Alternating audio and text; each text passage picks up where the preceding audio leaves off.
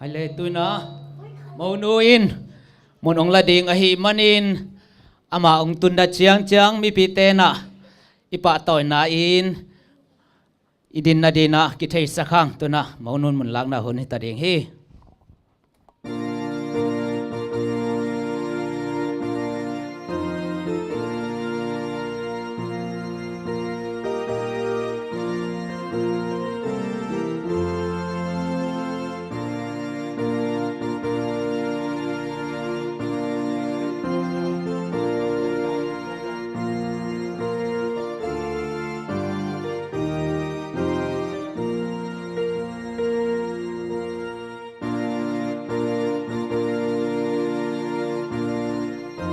mau nu ong tun na chiang chiang na din sagwa goai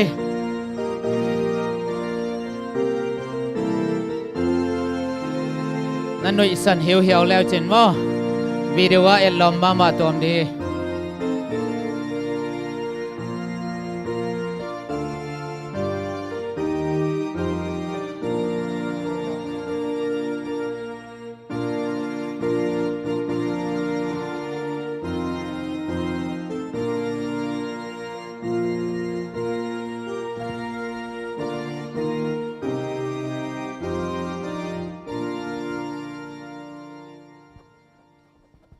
May I ask who gave the consent and blessing to this girl, to this man? I do. Okay, thank you.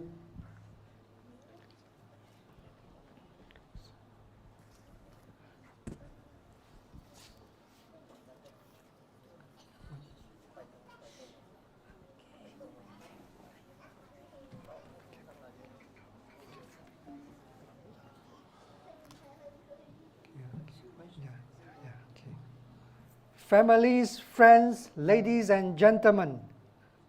we are gathered here in the presence of God and of the witness of this congregation to witness the marriage between Mr. Mungpi and Miss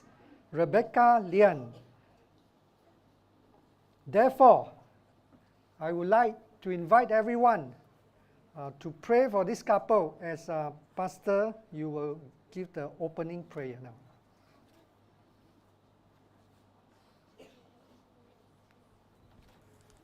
Tungit na ni asyang to avang lian kabiak katau pa kapu Adam le kapiu ewa nabol lain no te chipungun la leitung a dimun chian na thupa piak sama bangina tuni na kasanggamu kanawu tang mung pile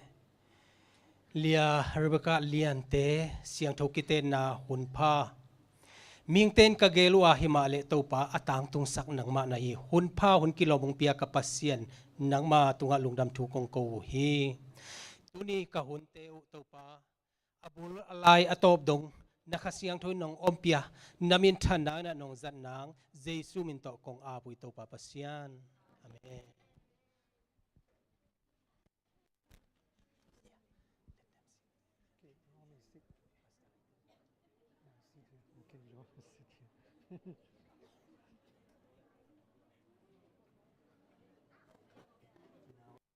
Chairman will take. Oh, okay.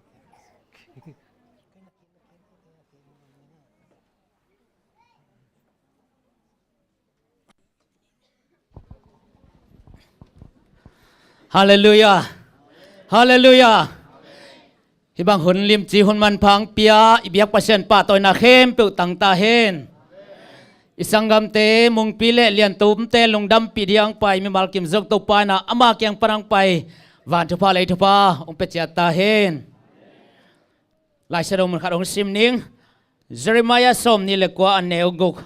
Jeremiah som ni le kwa aneu guk zipi un la tanu tapa ne yun na tapa teu ading mau la un la na tanu teu mau kha un tua hi le amau in zong tanu tapa hong nei ding hi kiam ke un la pung zo un to pan ma kamal thbang piak sakta hen tuna masain isanggam te sado kite na lungdam pinalang sa dingin ZSC melody te Giêsu min to sama khut ben na to muak zia zia ne le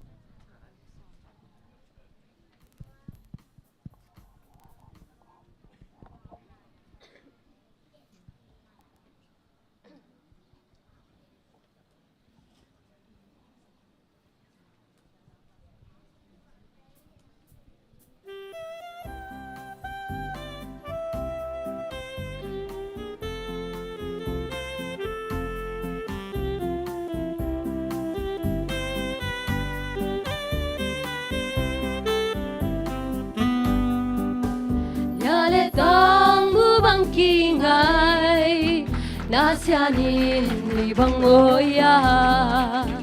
asyang chou kiten na hun nuam hong tung ta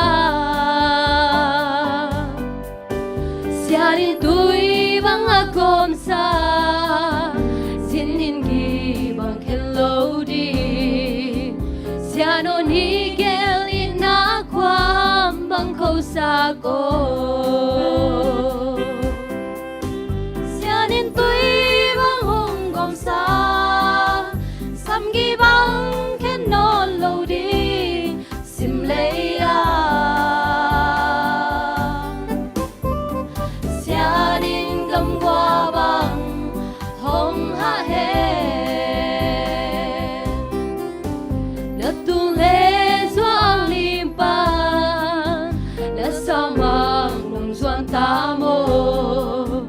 vai bang nong tun ding hai bang ag la ung e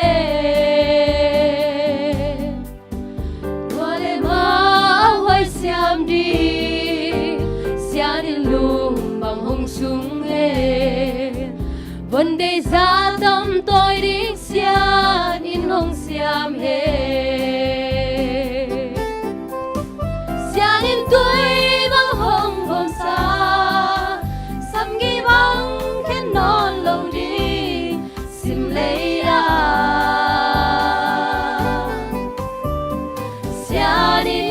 qua bằng hồng hạ hè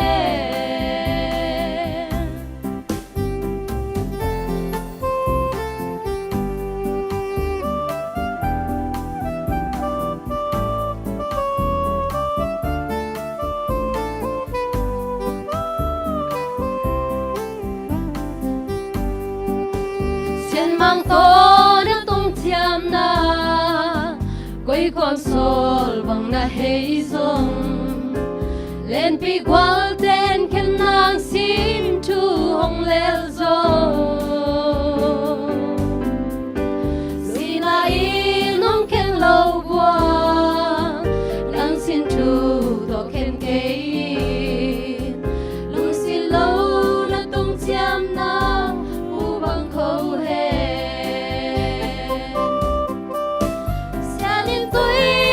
hong gom sa sam gi bang ken non lo di sim le a sianin gam qua bang hong ha he sianin tui bang hong gom sa sam gi bang ken non lo di sim le a sianin gam qua bang hong ha he sianin gam qua bang hong ha he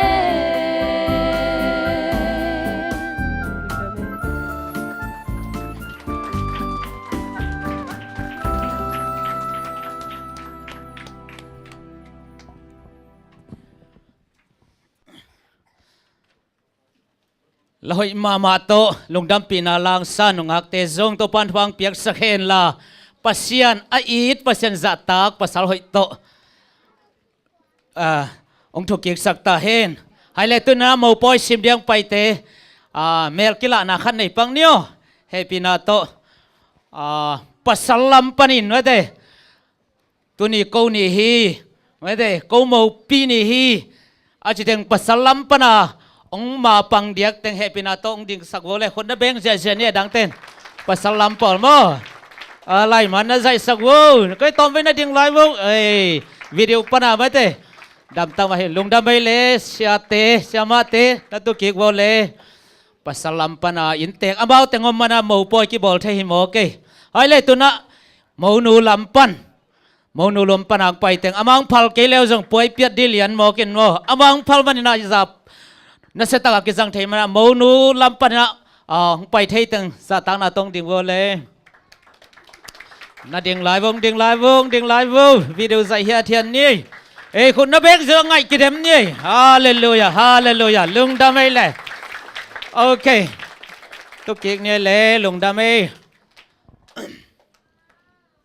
adang bel chinon da ni ma te tu ni na mo nu lampan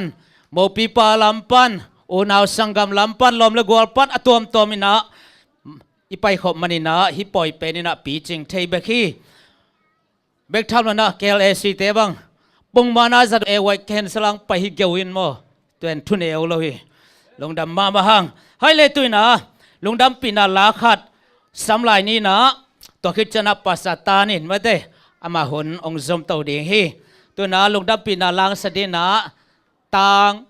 muan jesu min to samhang le muan payo le khut beng za ni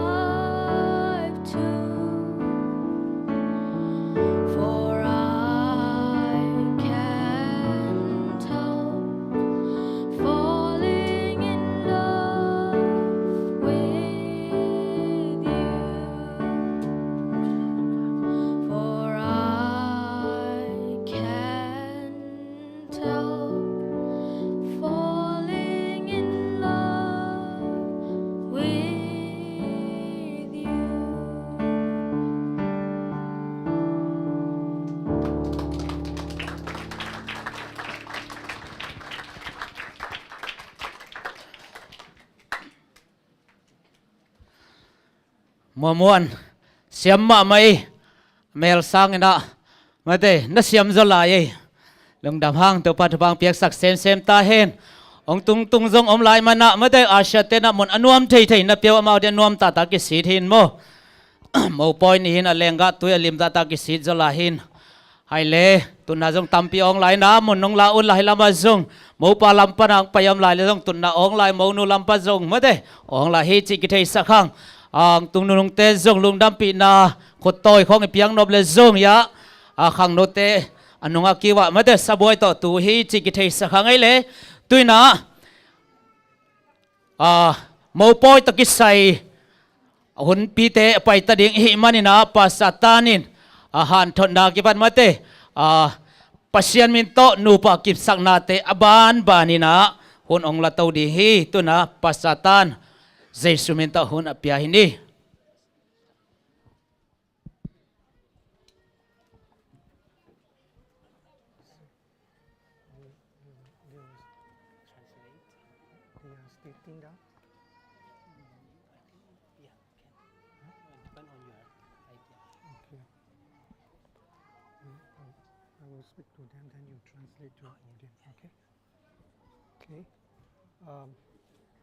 We are very happy to come and witness this couple marriage today. Tunina hi inaute I kiten na athai pi ding na ipai lungdamma ma hang. I do not know how much you know about English, but I'm going to share this message in English and Pastor Daniel will translate into Zomi. No mang pau thai khin hima leu te Pastor Daniel ina mi pi ading na zo pau tong translate ding hi. Okay. Mr. Mungpi and Sister Miss Rebecca Lyan, today the two of you stand before the Almighty God and in the presence of all these witnesses as a Christian couple desiring to build a family home that will glorify God. Continue. Okay. I would like to take this opportunity to congratulate both of you. Marriage is something that will influence and affect your life both in this world and also the world to come. Therefore, today, 8th of October 2022, marks a complete new beginning in your life because from today onwards, you will live your life as one.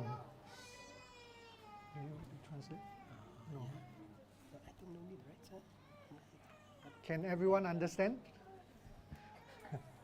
Okay. Okay, maybe. Okay. Marriage is about uniting two lives to become one. Kiten na ichina nun tak na ni pen kigom khoma khat aswana hi. Jesus says this in the Gospel of Mark. Jesu ina lungdam na thu Mark sunga hibang ina gen hi. For this reason, a man will leave his father and mother and be united to his wife, and the two will become one. Toy manin mi pa in anu le apa nusia in azito pum khat suak dinga amau te ni hinon loin khat a hidingu hi. Do remember that your wedding will last only today, but your marriage life is for the rest of your life. Tuni na napok dingu nakiten niu tuni na ongbe dinga himale nu pa na hi nau pen nanun tak ton tung a hi na theu hiam. From the Bible, we know that God Himself gave Adam a companion. Hitaka lai siang thowa zong pasian ma ma in Adam pen alom ding khat pia hi. God provided a helpmeet for Adam. Pasian ina alom ding le ama ahu ding ina pia hi. She is a helper corresponding to him. Ama ina alom pa pen hu dinga. Someone who had fitted to be his companion and who could be one with him in love and sympathy. Ama ina tua apasal hu na a ai zong ina akiching takina ahu zo I na to ai zong ina a I zo hiding hi. Eve was created from a rib taken from the side of Adam. Anak panina Adami nak panina to anak gu lakiay na. This signifying that she was not to control him. Tua ตัวปนินะเอวะกิโบลาตัวอาเขียนนายนะตัวเอวะอินะอาดัมเป็นcontrol ดิ่งฮิโลวา but to stand by his side as an equal, to be loved and protected by him. ไอหางอินะอามาอินะอากยาดิ่งอินะกิกิมตักินะอามาเป็นอาดาลนาดิ่งอาหูนาดิ่งฮิโซฮี A part of man, bone of his bone and flesh of his flesh, she was his second cell. ตัวมันนะมิหิงอหินาโตอามาเป็นอากูอาตังอาตักสาหิอามาเป็นปัสสลีมอตักษาตักองสวกตาฮี showing the close union and the affectionate attachment that should exist in this relation.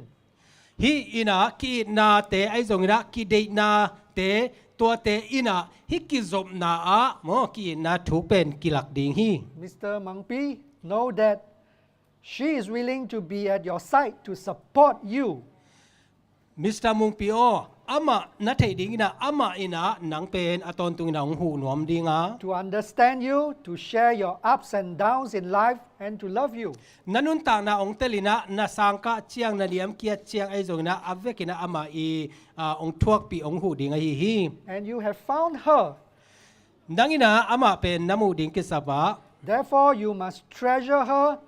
like you love yourself. นังอินะอามาเป็นนาทุปิงไงสุดดิงานังเลนังนักอีดบางอินะอามานาอีดดิงฮี At the same time, recognize that Christ is to be in the middle of everything in your marriage. Mungpi. ตัวเบกทำเลยนะขจิเป็นโนกิกาละโมนักกิเตนนะโนกิกาละอมสักเด่นดิงฮิวเตจิคงเกนนวมฮี Therefore, both of you must hear God's word together and pray together at home. แต่มันนะโนเตนีอินะทูเงินคอมินะกิกุมคอมินะโมปัสยันเบคอมดิงฮิวเต Worship God and never depart from God. ปัสยันเบียอินะกิเห็นไงเราดิงฮิวเต Deal each other, treat each other according to the teaching of the Bible. โนเตอินะทูกิฮิลินะกิกุมินะลายเสียงทุยทุฮิลมาบังอินะนงตะดิงฮิวเต Remember, God is in the center of your marriage. Therefore, you and your spouse must seek God's will in everything that both of you plan to do. นาเข้มเปวนาเกลนาหินาเข้มเปวปัสยันเป็นอะไรสังกวยนะทุปิสักเปนุน However, remember this. ไอยังนะฮิพอกุน There is no perfect husband and perfect wife. ปัสสัลอหอยกิมเลจีอหอยกิมอมโลหีจิพอกุน Both of you are human, and you will bring your weaknesses to your marriage just as much as you will bring your strength to it. โนเตอินะมิหิงมานะฮิวานะทะเนมนาวเตวกิเตลินะโมโนเลโนกิเตลเซียมดิงฮิวเต And one day, as you live together, you will discover the weaknesses in the other which you do not know now. ตัวกิปานินะโนเตนัก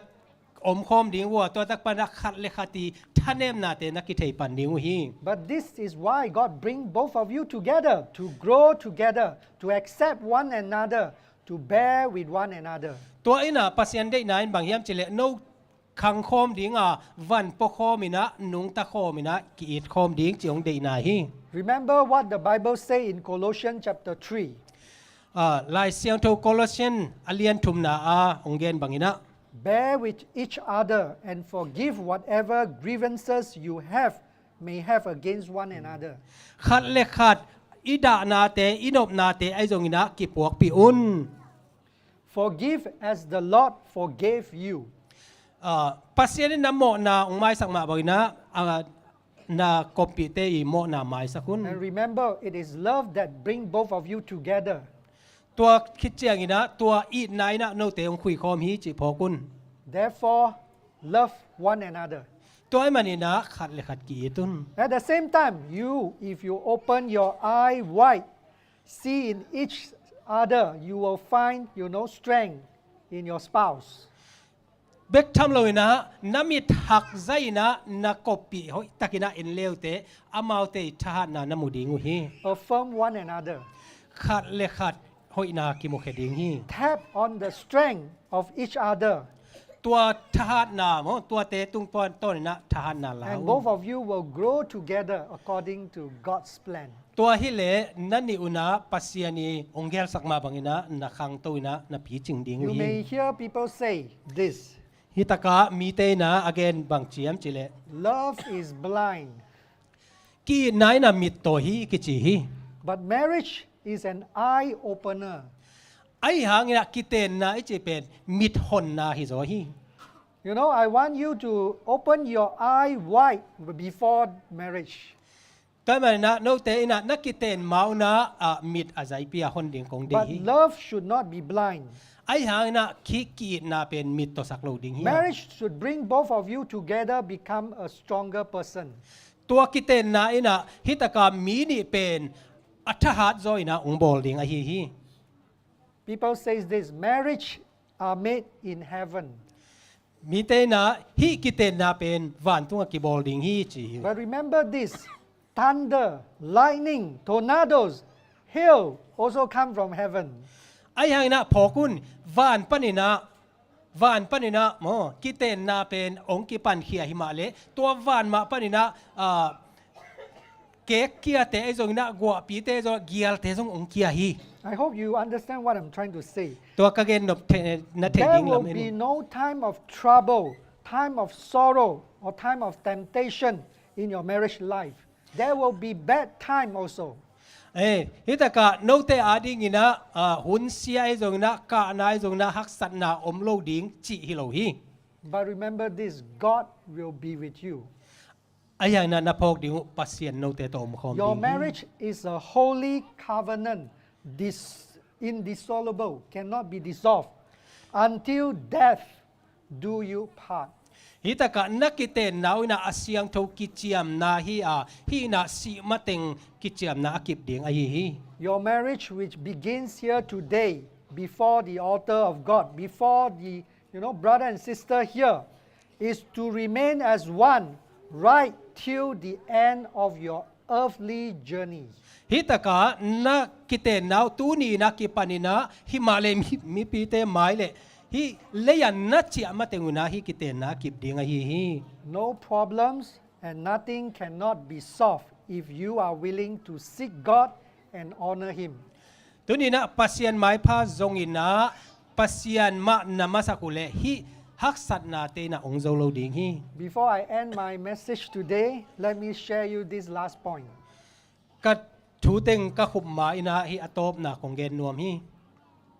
I do not know how you met each other, but you will sure remember the first time you see your the other half, right? บางจิดานี่นะโนเตกิมูมาซาจิกะเทเกยไอยังอินะตัวนักกิมูนาวนาพอกดิงนะกะลา In ม the eyes of Mungpi, Sister Rebecca will be the most beautiful ladies in this whole universe, right? มุงปีมิดสุงาจงเป็นตัวนี้นะ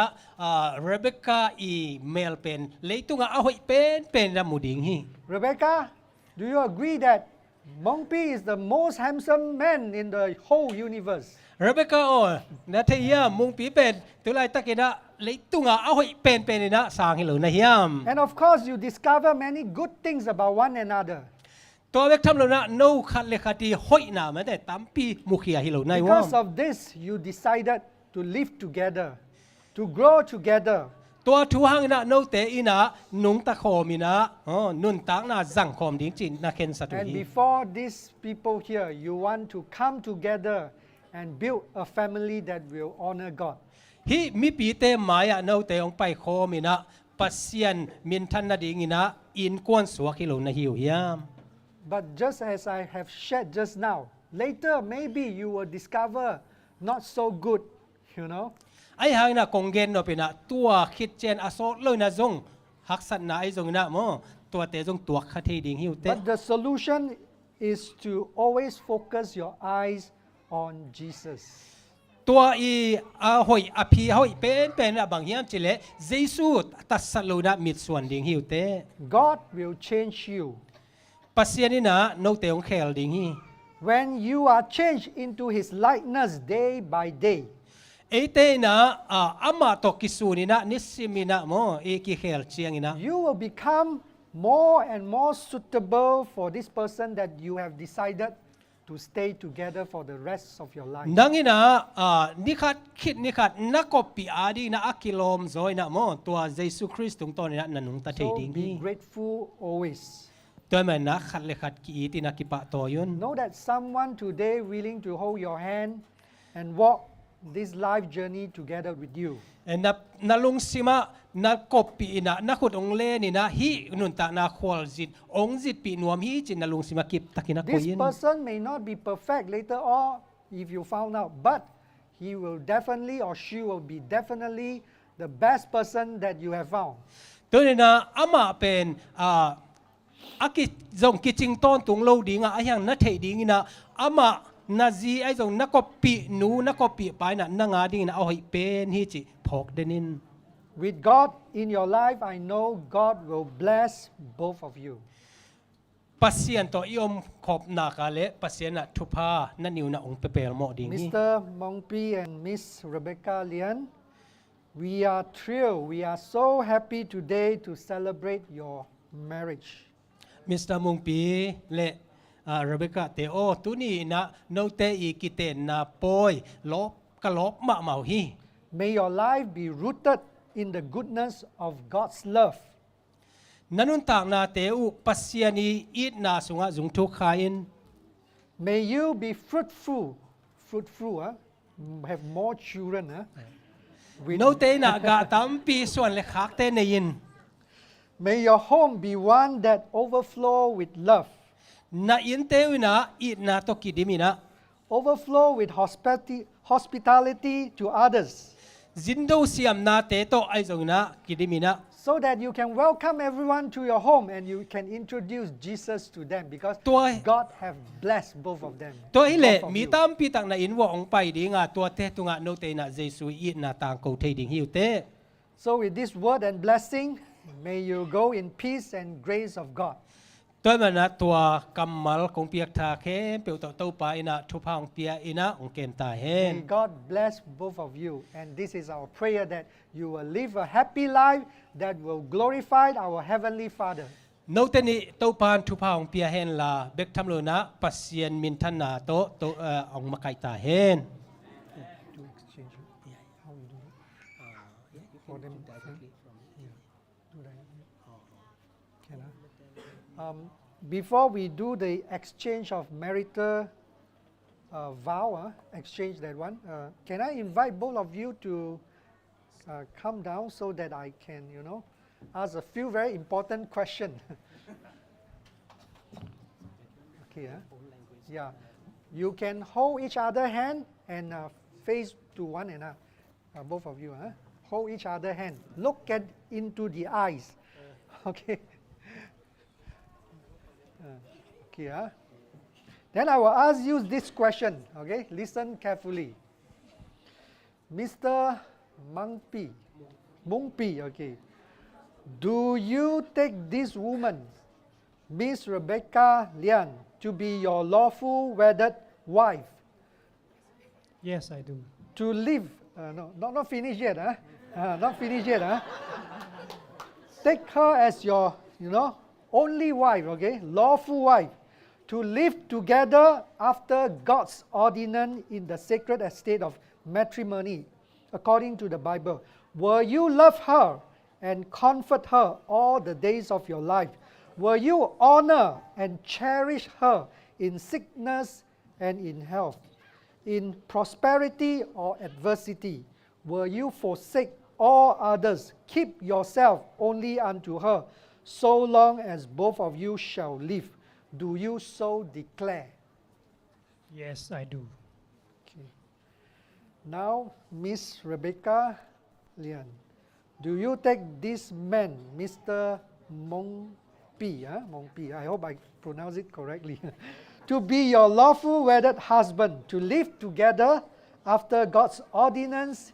in the sacred estate of matrimony? Will you love him and comfort him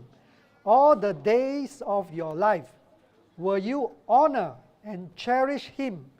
whether in sickness or in health, good health, in prosperity or adversity? Will you forsake all others? keep yourself only unto him, so long as both of you shall live. Do you so declare? Yes, I do. Okay, God bless both of you. There will be a ceremony of exchanging the wedding ring. Huh? Okay. This ring will symbolize the covenant love between both of them. Okay, it is a lifelong commitment of loyalty to each other.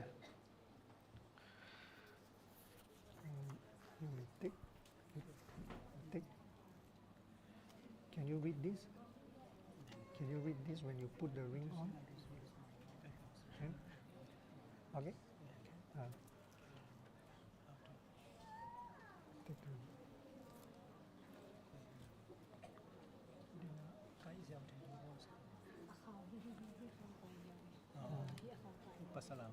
This is for you hold it. Okay. You read this and then put on your. With this ring, I receive you as my wife, my wife, and with all that I am. And all that I have, I promise to honor and love you in the name of our Lord Jesus Christ. Put the ring on. Put on. This is, yeah.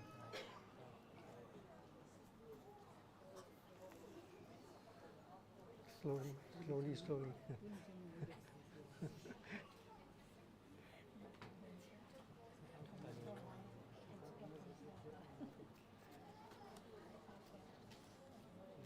Okay. Would you like to read it? You say, as my husband, okay?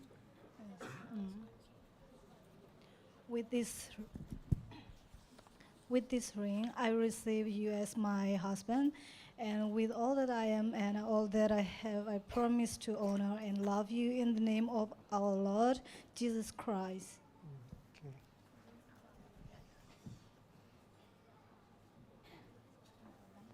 This hand, left hand.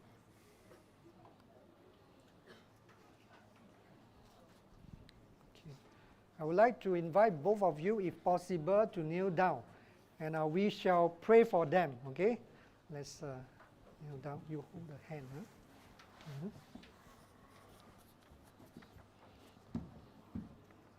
Hold hand, huh? We shall pray for them. Let's pray. Our Father who is in heaven, who has in your wise and tender care for mankind ordained and blessed the institution of matrimony. Therefore now we pray for both these young men and women. We pray that you will graciously bless these two children of yours, Mr. Mungpi and Miss Rebecca Lyan, who have thus solemnly pledged themselves to each other and swore to you that through your good care and guidance, they may evermore remember and keep their vows of love, be kept themselves in unbroken concord and sympathy all the days of their earthly life. May their new home be a little heaven upon earth, a place where the affections are cultivated. May both of them be faithful to God and continue to serve you wherever you cause them. This is what we pray in the name and through the merit of our Lord and Savior, Jesus Christ. Amen. Amen.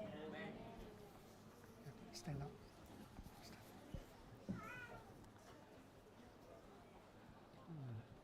Okay. I need to sign. Okay, I'm just going to sign.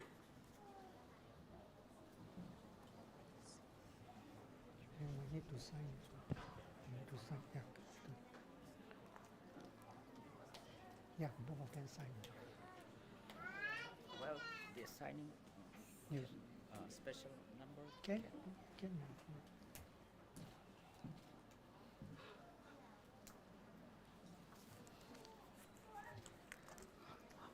Hai le ilom te le mathu komina lungdam pinala Lyan no ching tong pana sam kom ni mo.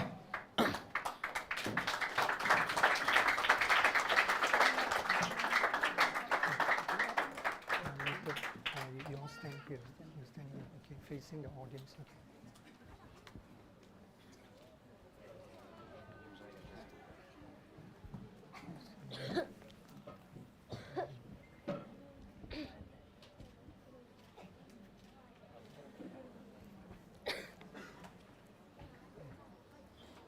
Lom Mungpi te mo poya mate pa lungdam pinala mate sa trading kahi men lungdam ing tua kipan cito pa toy nang ni.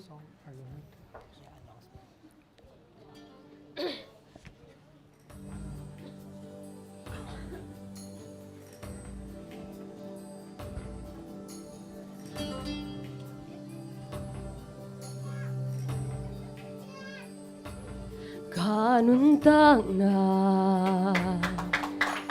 tua kipa nang ading kong kipiahi nang to ma chiang xuan khom dingin kei hong tang in no nang to tu pa sang khom dingin nom na da na dong thua khom dingin ka hu top dong nang a hi den ni tun kong ki pia hi ka lung sim pum pi ka kha cha le nga hai bang ka ngak la ka lung tu tuang hong kong ta gi bang khen ding xin chu le kai ni lung de chim na na sia kong xuan ka nung ta a bay đông đi không yên chân đi tuôn hồng cầm chạm đi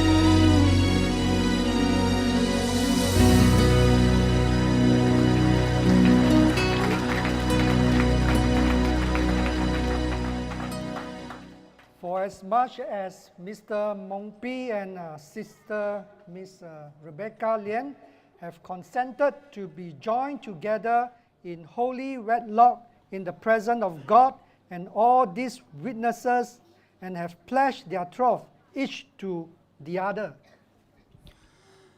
Tang Mungpi le lia Rebecca te ina hibangina kizomina siang tho kiten na pasian mai le mi pi te chi te maya กิจยามินะขัดเลขัดกีอีตินะเกยปัสยันนะเซมมายะองกิเปียกเจียงอินะ I, a minister of the gospel, and by the authority invested in me by the Seventh-day Adventist Church, do pronounce that they are now husband and wife. ตุยนะเกยปัสยันทูลุงดำนาอาเซมปัสยันีองทุเปียกนาโต Seventh-day Adventist ปอลปีปนินะกงต่างโกเคียอาอามาวเตอินะตูอินะนูปาจีเลปัสลองสวกตาฮี What God has joined together, let no man put asunder. Amen. ปัสยานินอาจบสาเตมิหิงินเข็นเกตาเฮนอาเมน Mr. Mungpi, now you have the right to remove the เล veil. มอนูกี่ของตาดิงฮีอาเมนคุณแบงเจียคุณแบงเจีย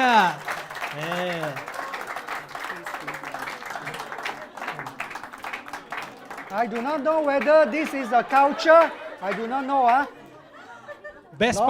part Normally, I will give you the permission, Mr. Mungpi, to kiss your bride. นั่นเอ็นดิโบเล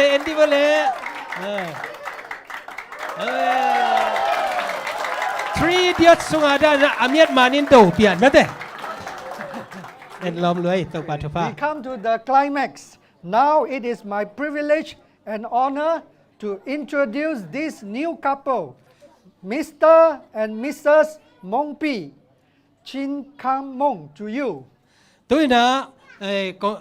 ที่บางทีนะกงต่างเขาเขียนนัวปีนะอักกิเตงทักเตเป็นตุยนะมิสเตอร์แอนด์มิสซิสมุงปีจินขันมุงฮิตาวฮีก็เรียกแม่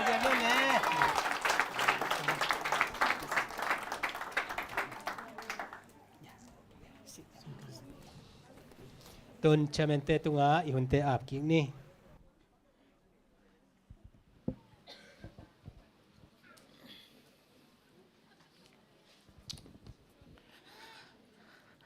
ให้ก่อย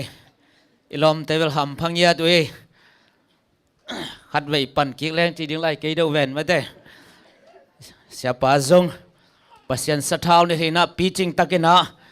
นูป่าปุ่มขัดสวดสังนาปัสสันเนเซบกิจตะกินังในมันนี่นะลงดำห้างอิเสียป่าเป็นมาเลเซียPeninsula Mission นะ President เซบไลตะกินะอเดียกินกัมเบลกอลกามีเตองอิดองเวมาไม่ปัสสาฮิบังอินมันนักปีตะกินะลงดำห้างให้เลตุนะไอหุ่นเตโซโลนะมันดิงฮีมาเตอีเกลนะจะไม่นะไอหุ่นเตมันให้มันนะทุปีมาเลมีกิจการวิเวเฮียงตัวนะลุงดำปีนาลาจัดเอซีข้างโนเตตุงปันอิจดีงาอิงไงดีงาตกฮิตักเชียงอินะลุงดำเกานาตัวมโมปีเตลัมปันปัสลัมปันเละโมขัดเตลัมปันไม่ลัมปันไอซงอินเละตุนยาไม่ได้ผมขัดสวกอิสังกัมเตเกปันบ้านเนี่ยเดินตักจันองในดิงฮีจิซงกิเทยฮอลสักครั้งตุนาจัดเอซีข้างโนเตตุงปันนะลุงดำปีนาลาโมปอยผมขัดสวกปะต่อยนาลาไงคอมินี่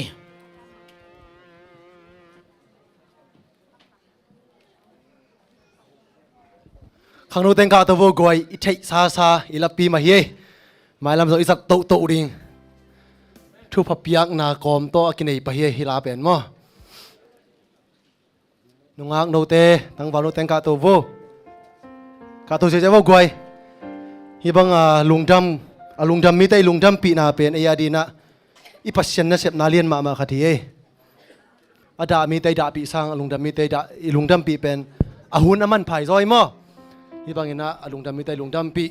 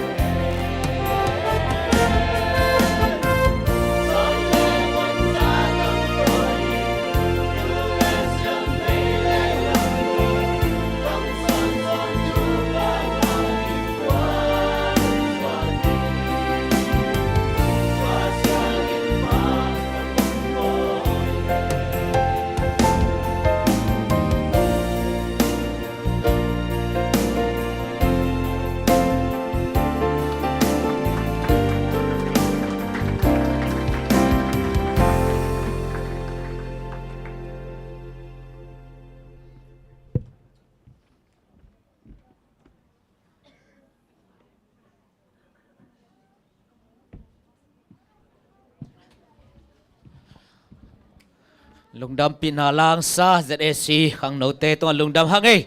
มาจงตัวปานาอามาหมายพามุยนจีหอยปัสสาวะมึงอยากดินตัวปานทบางเปียกสักตาเห็นตัวน่ะลุงดำกูทุเกนน่ะลำหงนี้น่ะมาสานะmau pite pasal telam hon pe masani pasal lampana nong dina zatang na tong samengele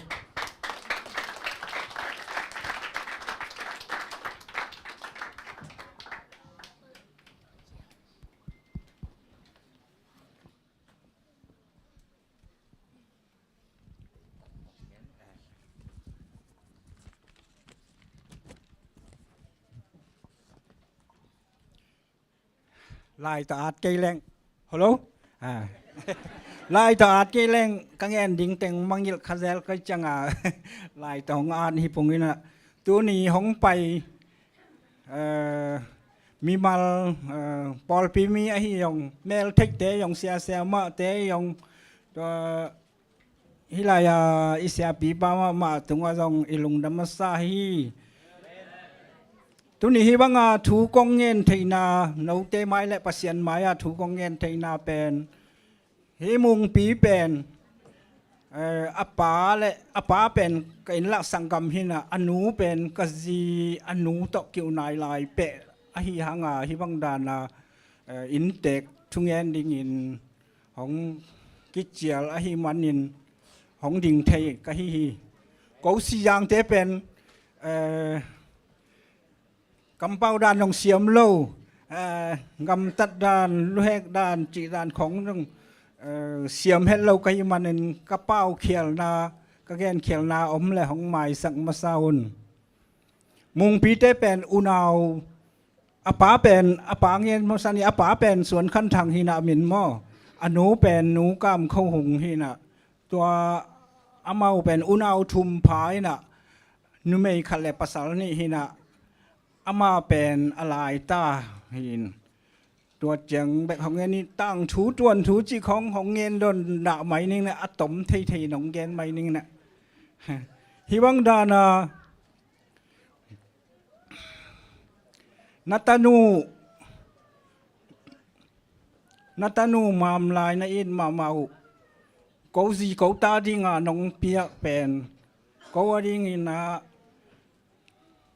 หมายพางอินลุงดำมาองลุงดำจีเราเป็นอดังอมเกยออซียอมนูดอนอาฮิซงมาเลเซียอมสังกัมเตแมวไทยเตเข้มเปวอาฮิซงอเบะพุงอาฮิซงกอลงามาอปูอาฮิยงกวาดิงินนัตนูมามลายนะอีมาโออเมลหอยมาน้องเปียอุมานินกะลุงดำมาฮีจีนอินแตกลำปันินของเงินพาหนอมลายุงตัวนี้ฮิไลของไปเทอกัวมาเจ็ดของอีดของไงอินของไปเทมีมัลขัดซิมตรงตัวไปสบัดนี้ทุพาและเลยตุงวานตุงทุพาของเปียกสักตาแหนมอนูและมอปาคันกิคอมินกิอีดอินอหวยอเตกดองอินตูเลตาตัมปีในอินอตุบอสอมนาเตต่างจุงอินเต้าปาอินทุพาของเปียแหนลาเดาไปมาไปนาเตทุพาของเปียแหนจนกองเงินนบเบนาตัวเต็งหินาลุงดำมาตู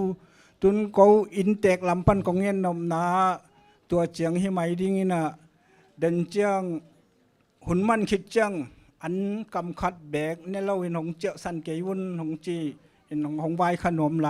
ลุงดำ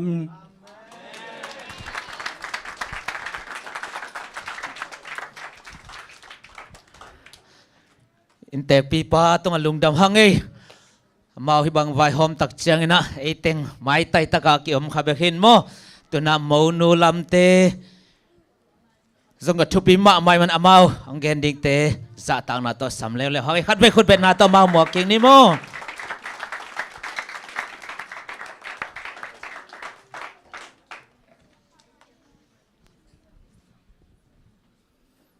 เดน่ากิเกนแล้วก็ตบนับเป็นมาจังนับเป็นไอ้มุตาฮาเลลูยาลุงดำให้ตัวนี้ขัดเวนูเต็งโตฮิลายะมุนนวมตักไม้หุ่นนวมตักจังไทยไม่นะอามาสันปัสยันมินพัดหังอินะเดนินะนกกูนุไม่ลำคงกิไม่สัตนาวะองกิเฮลข้าลหัวอันนุงละมะกับปูเตวปอลขัดองลูดชักินมออินะนงนาเตลเซียมสกุลลาเกรบหักสันนาโตอาหุนลับเป็นองตุงโจโลฮีจีอามาสันเกนวามิงอินะตุนิตากตุซูนเกหิตะกะกงดินเทนาเป็นเลียนตมทีนี้มันเบลมินห้าวเปิลมันเรเบคาเลียนไอฮิซองอินะเลียนนัวไอฮิซองอินะนั่นไอดาวดาเวนก็เบลเลียนตมซีมาอินอะตอมและตอมเราเด่นคนมูเลลนุชินมาอินอามาเป็นกันุพัลนูฮีอามาเละกะจีเป็นอูนาวมาเนี่ยสังกัมเตนะจงปอขัดินเทนาลูกขัดใช่ตัวอังเกนนัวมิงตุเจียงอินะกันูอุโอซียาโอมินะนูดนเนียงจิงดนเนียงฮีนะอามาจงฮีไว้นะอากิเฮลเทนะดีนะฮันจียมินะพาสปอร์ตกบอลสักสมูฮีนะฮีจงอินะขัดชุมบังสอดดีจีเตตัวเต็งตัวบอลโจโลวินะซิติเซนงางไม่นี่จีเต็งตัวซิติเซนอ่างกูเลดีหุนักงาโลอหิมันนะฮิหุนะองค์กิเฮลเทโลฮีนะอามาองค์กิเฮลมาบังอินะนงนังไงสุดสักดิวเกนวมาไซงลุงดำก็ดีเทมขัดองเกนสุกนัวมิงมออามาไซนะจะเอสีปอลปีตุงะลุงดำฮิวนะเอหวยหุนเตวเบคิเฮลโลวินะจิงสังหุนปันินะเบคิโลวินะจานิตักเป็กปันินะฮิเบียกินกิจังตัววินะหุนตัมปีฮิจงอินะชาตัมปีเบียนะฮิเดคอเรชันเข้มเป็นอากิบอลคิดเตขัดไว้เซ็งพอตินะเตกิจังกิทัวกินชีบังเบียลบอลเต็งฮีอินะนักยิมนัตโตนาเข้มเปลุงดำฮงโกนัวมิงเบกทัมโลวินะอันเนกตุยดอนดีเป็นโกอสังกัมเตนะบังมาฮิเทโลกะฮิมานุนะอินเตกปอลปีปานินะเสียทูมุงเงียดมาวะไปนะเซนตูละวะออดาสกินะอากิซัมเข้มเปไว้โฮมสักไอมันนะลุงดำฮิวเบกทำโลวินะพันนาลาวสักอามีมาลินโลเล่งตัมปีตะโกมาฮิมันนะตัวเตเข้มเปิวซงลุงดำฮิวโนอีพันนาสักนั่นนะกูวางเนี่ยกูอี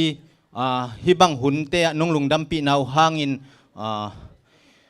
โนเตอีทับยังนาหางินะกูเตอ่างตังอินะวางในฮิวจีอามาสนังเกนนัวมิงตัวจังอินะกิจินโลนากิสัมนาจินินมาโกเตอีฮิเทโลเข้มเปิวกำไมตั้งองเซลินะกำไมซุ่มดีองเลียอินะองวันสักฮียาปอลปิเกมเสียเสด็จเนียละฮิจงอินะเสียทุ่มงฮิจงอินะเด็กๆกินะลุงดำมงโกนัวมุงตัวบ้านตุนีมูปอยไว้เป็นโจเป้าโตเสด็จเนียลินองเปียกสักดิจิเกลนาหิมะทะเลPasatan Ongki Helte Mena Lungdamma Mahang. I would like to say thank you very much to Pasatan because as we have planned, Pastor Daniel will guide this ceremony, but by the guidance of God and here you can present here. Thank you. Tuni Ongki Hel Hitaka Kelesi Polpi Panzong Kaleni Ong Diuchina Tuatehem Puzong Lungdam Hung. Hitaka atom na pena konggen no pina itak lo pi mite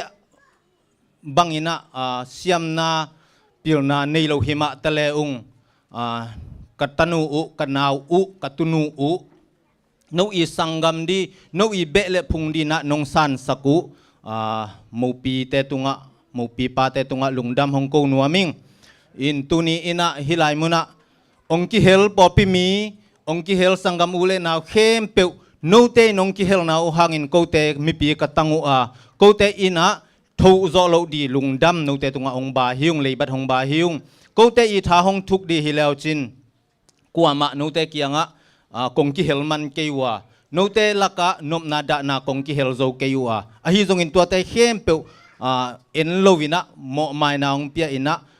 câu y huna nong uap manun lungdam ma hiung navek piun lungdam tuang kawung gen hiel hom hiel gen lai le tua ki sam lai tua phok lai ngai chi ama le naw te na ong zom to le chi ตัวเต็งน้องแกนิ่งลงดำไม่เลย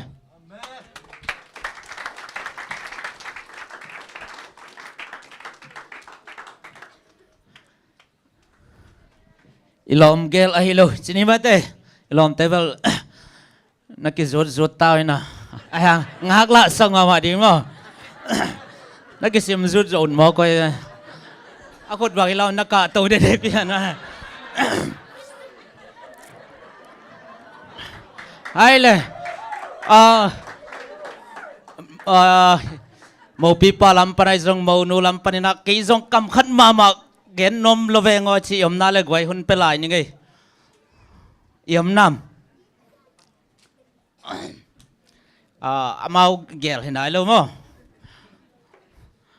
om lian lo mo hai le mung pi aman zong lung dam ko nop khong mai te an ya le to ma hun khat pe phon ni na mo to khit cha ak sam lai te hun zoi na zom to ni le Amasai na hi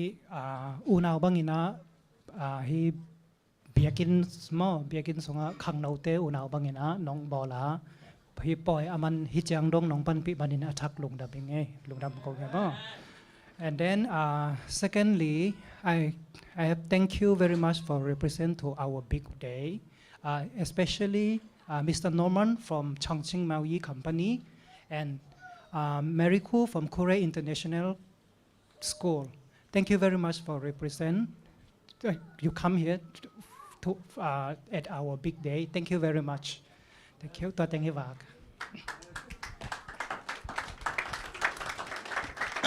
Tugen siam vi ve mo kai ma teng tum sak jau jau na ken ho khat ve kik gen kik di ka hiam hale tina I sangam te ZSC por pi pan khang no lam pan lung dam pi na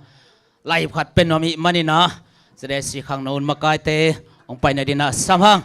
mung pi te lom ta zong happy na to yan no yang ding le chi diam ma te ong ding on la ong san sagon la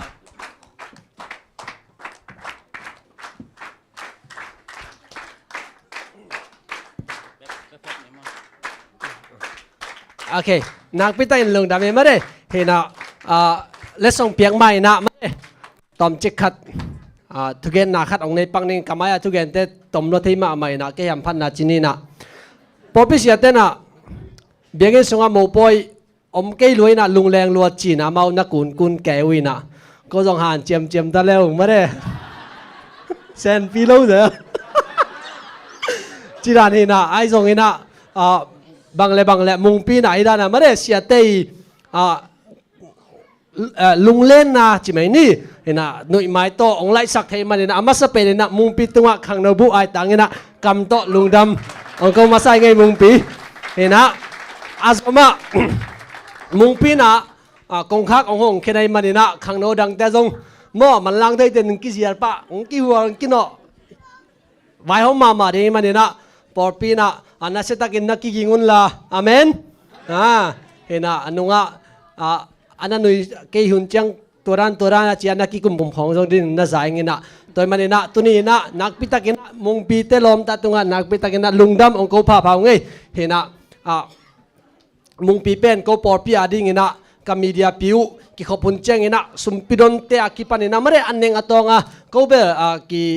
ki siam sak pian kai dio ma I atu pi deng sai siaw ina manjio ponga pongguk to ay mung pi le ber citak taka mare ber taka anneng atonga na pangte sumpi dong le jong na pangte don na mun muna aman ber taka ang sai sanggeri na ko khang no te sunga kamon ma mau khat pen tun khang no panina upalama ai tadia dikon lama ong ka to sanai manina ko na hong ma ding hiu he na ama la ong kile king non lo ding hi mo ke na ko jong ama ka de ru ku rin te amen nak pi ta lung da be to pa na nanu pau mai lama thu pa to ong dim hen la pasien in ama adi agam le le adi ama min than ding ang jang sem ta hen china thu pang pe nge hina hi pen por pi na anga lungdam pi na la I pi mo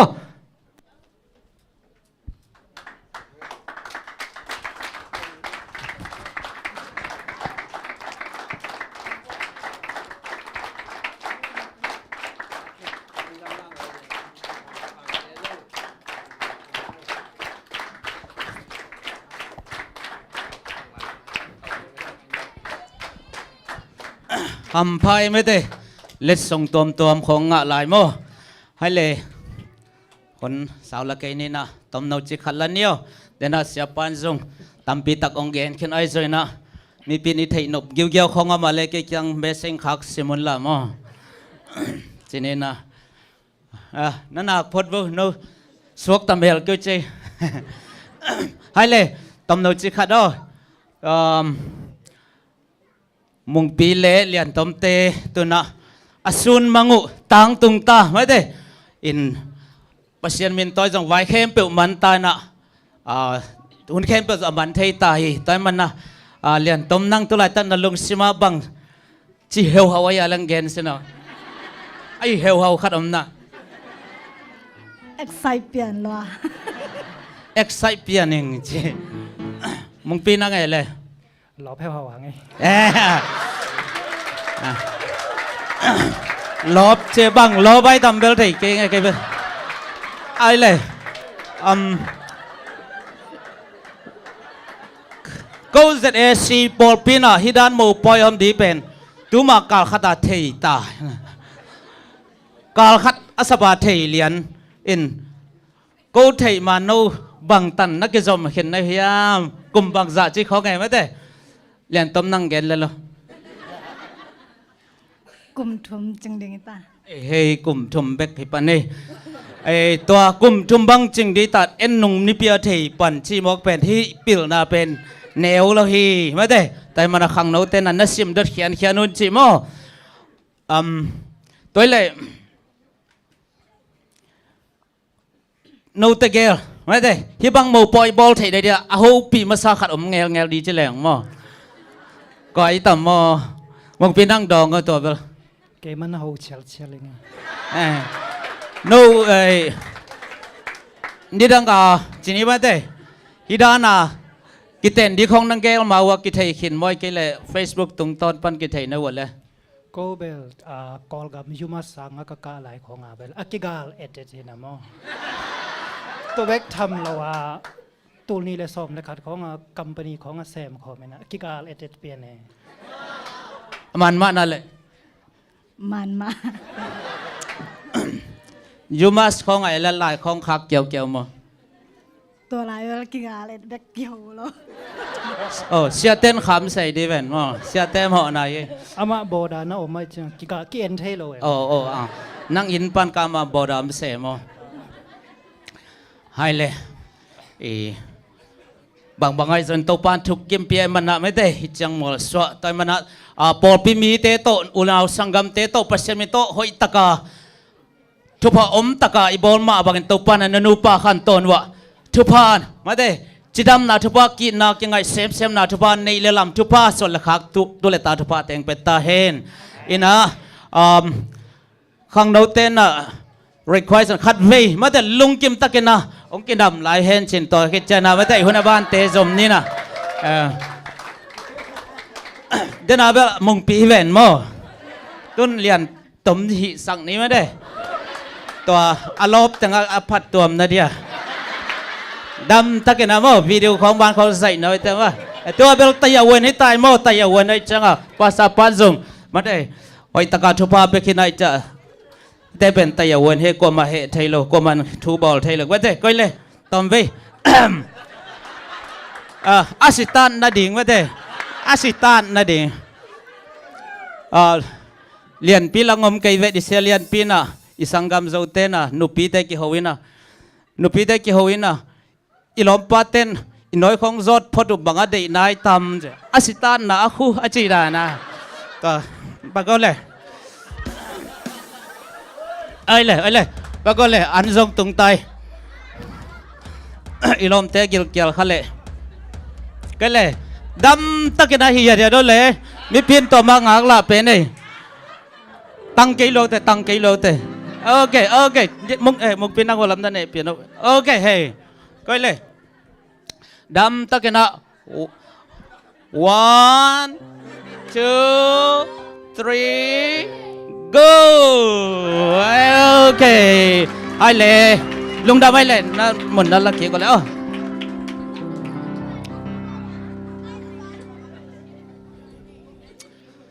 หุ่นมันดีตายลาสันทุงเงละมันดีเสียวตัวไอ้มันนี่นะหุ่นมันใบโลคัลเล่เอาไว้หุ่นมันรวยจะมันใบโลคัลเล่จีจกิตอนแกนะปอลเปลัมปันนี่นะมาเตะลงดำปีนะองแกนบอิสระปานะองแกเดียตอคิดจะนะหุ่นตำเปียมนอนหลงดีจีโมตัวกิไทยสั่งน้องพังไงก็เลยลุงดำเปียวมาหังเอตัวนี้นะมีหิงเตอินุนตากนะอปอยโมเป็นขัดฮีจีอินเนปัสสาวอินเนเป็นหุ่นปอยโมมาฮีล็อกดาวน์สุงินะจงปุ่มขัดกิสวะสังนาใช่ไหมนี่อินะกันในสักุเฮียเสียทุกมุงตัวกันในสักุกบสอมบังพาดิ่งใช่ไหมเนี่ยมั้งตัวนี้นะเสียงเท่ากิเตนนะเป็นเด็กหวยพาเดียขี้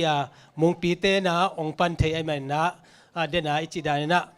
ข้างโน้ตอาเดียสตาร์ทนะคู่มั้งสตาร์ทนะนะอาจอมโตดิ่งนะตาวันองเปียอิงตัวนี้นะกิซัมเต็งไม่ได้ข้างโน้ตเต้นจงองเซมาไวเข้มเปว่าเฮียมุงปีเตนูปาเกียงปันนักเกณฑ์มาบางอินะมีอย่างเต้นเกลินะอัตังสุงสักเป็นปัสเซียนี่ปัสเซียนี่นะอีไวเข้มเปองตังตุงสักไอเตปัสเซียนะองทุกิมปีฮีจีเป็นลุงกิมกิลุงกิมเงาอินะโมเต้าป้าองเกลสักฮีจีนะตัวนี้นะทักอินะลุงดำถูกโกหังเบกทำลุนะตัวนี้นะ I would like to say special thanks to Pastor Tan and Mrs. Tan for coming us and conducting this marriage ceremony, and I hope this couple will really be blessed. Thank you so much for your coming. ตัวปานองอมปีเห็นลาที่เป็นอากิปัตนาหินะกระเบียกินุเป็นใจคนลอยนะไอ้ยังอากิสัมจะอ่านนั่นนะใจเฮมั้งเสียควลินะบางเจ้าเจออีปัสเซียนเป็นอีพักสักเจียพาฮีจิเซนะอีกิปัตตุงตะกี้นี่ก็เจเลน่าหอยเบกเอโมน่าหอยเบกเอนะฮิซางอากอลโซต้องตัวปานองเป็ดเฮตัวนี้นะไอ้ยังนะฮักสันนะไอ้จงนะตุนนะอันวมโลออกมาเลยละนั่นทวกเสียมุนละเจสุอิดนะโตกิไมสักเจียนนี่นะตัวนี้นะ ZSC เสียเตยจงอุปัตลำปันจงมีปีลำปันนะคงเอขันเทวหิเจียงฮีตัวปานทุพังเปียเห็นละดูปังสวกทักอาฮีต่างมุงปีเละเลียเรเบคาเลียนเตตัวปานทุพังเปียอินะอนุนตักสุงปัสยานาดิ่งนะจิตักตักินะ Adventist Home Family มาเดองดิ่งเขียนะตัวปานทุพังเปียสักตาเห็นลงดำไม่เละลงดำห้างเสียเต็งเกนสามาวันนะข้างโน้นงากละตั้งวันไลเตนะฮิดานินมาเตอิลอมเตเอเตนะอามาสตาร์ตายเตอิซุมสตาร์ทดีเจสุเมนโตกิไทยสักกี่ครั้งไงเลยให้เลยหุ่นมันดีตาไงกวยตุยนะ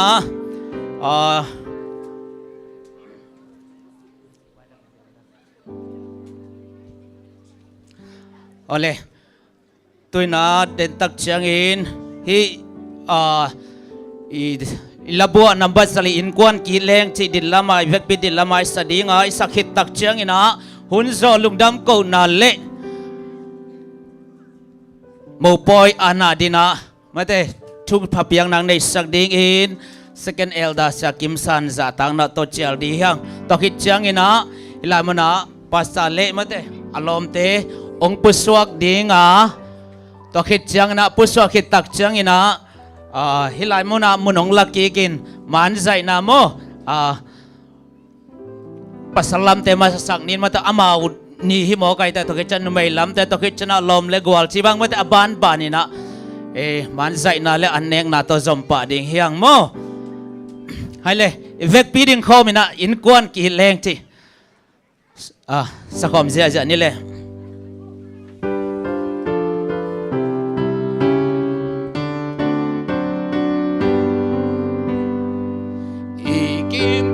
Tengki lomna in quan kỳ lên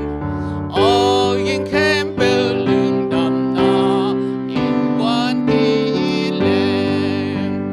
lưng đầm na lê kỳ chân na kỳ hay na teng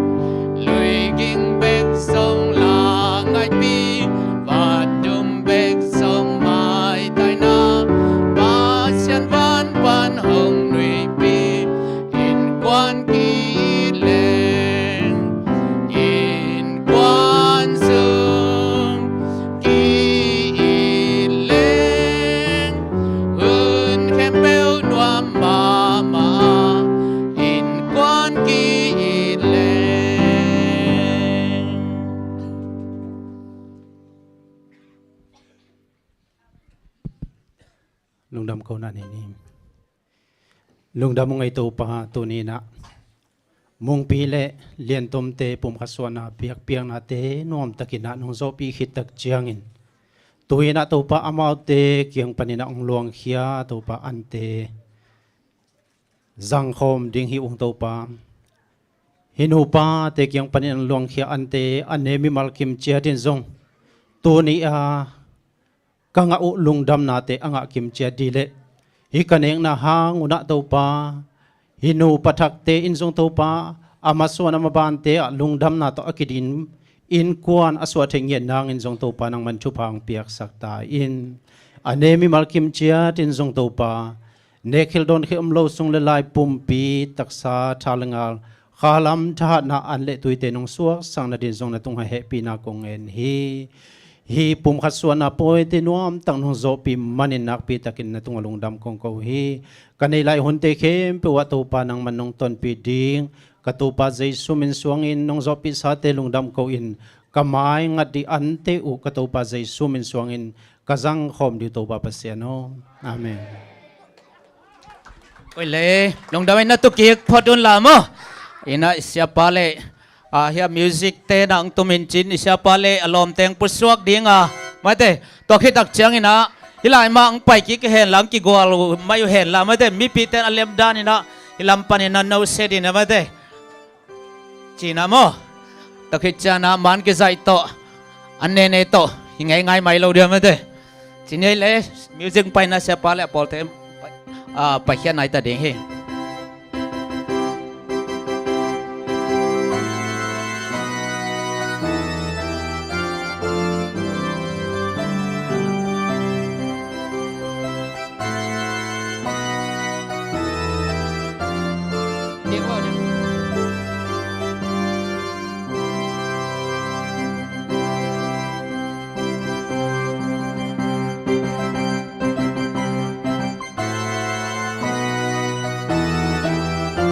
ไอ้เล่ขุดแป้งเสียนี่ลุงดำปีน่าขุดแป้งเสียนี่ฮาเลลูยาตัวปานงอมปีน่าหุ่นเตเสียงเดาตักโจเทบันนักนวมมาลมเตสร้างนวมจะลอยฮังไงอามาแบบอารมณ์ตัวไอ้ทรงอีลมตัวไม่ได้ไอโอเคลุงดำไอ้เล่ยะมาแต่มุนงลักกิกน้องกิเลกิกแล้วลุเดียมแค่ปีน่าตัวยังมุนงลักกิกมาอยู่ลามอยามีปีเตงโนเซนนอมอมเดยเตนโนจงดบเซนนอมมนดังบางฮิเลมาแต่อิมุนกิจิงละไว้แต่ฮิเตงมาจะก้อยเลยไม่เนี่ยก้อยโอเคมงปีเตองบาสันนับเวกปีมันโมก็เลยโนเซนินาต่อคิดจังนะมันกิใจนาตะบานบานจอมดีเฮีย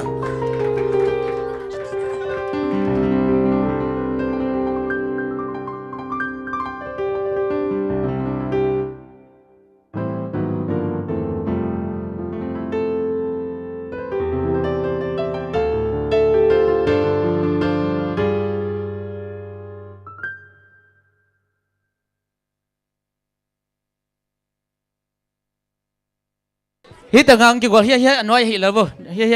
ยเด็ดสุกเลวมาได้เฮียเด็ดสุกเลวโนโอเคก็เลยนั่นโนเซนเจียว่าเลยโนเซนนวมเตนโนเซนนบก็เลยพมอลูจีจงหิตัวโลโม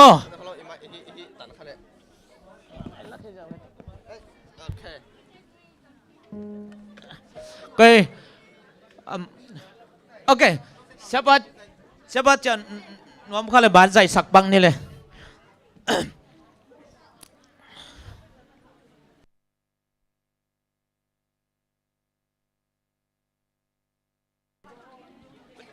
วิ่งได้ move this ไงนู้นน่ะนุ่งแหล่ลายไงนู้นน่ะนุ่งแหล่ลายเนตโตลาย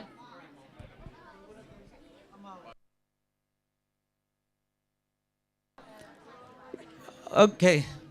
อิสยาบเตะมาเอามาแต่ไว้ในเขาเลยโม่มันใจมาสนิทเลยต้องคิดจะไอ้สวกตะกิใจเลยนี่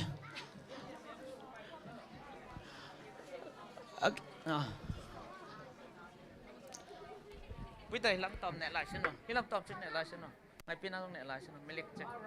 โอเค no dog no dog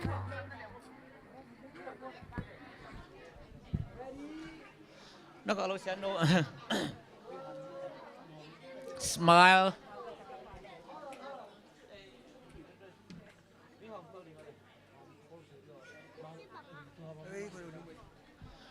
cái lệ cái media tên à cái sắm nó sắc đà đà nó ghé nó làm à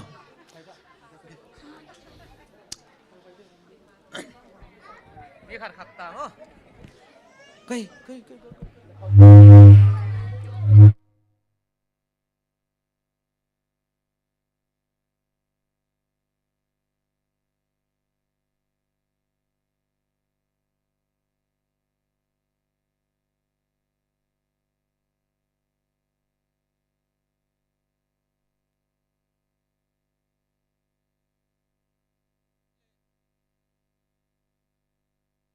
bác chị ok tức là man bang tên cái sam saya le có lẽ man cái giải cả pasal lam tên giải sắc mà sắp hôn đi mong pinang nalom tên special in samo mà đây mong pin nalom tên tông cái giải phốt vậy lên ok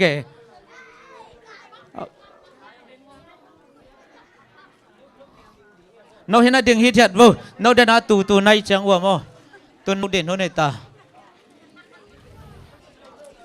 chỉ bông đi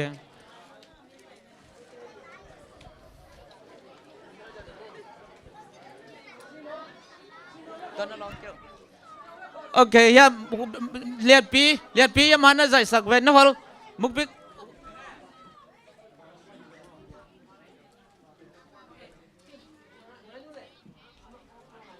sorry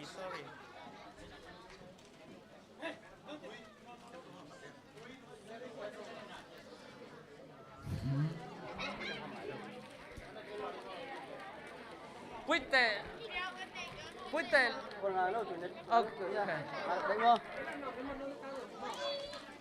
cái nó này lo kêu là lu dog dia hi ok mai làm hình vô lệ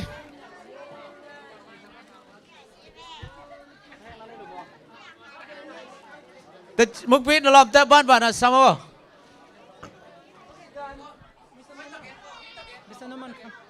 Mr. Norman, can you come? We take a photo.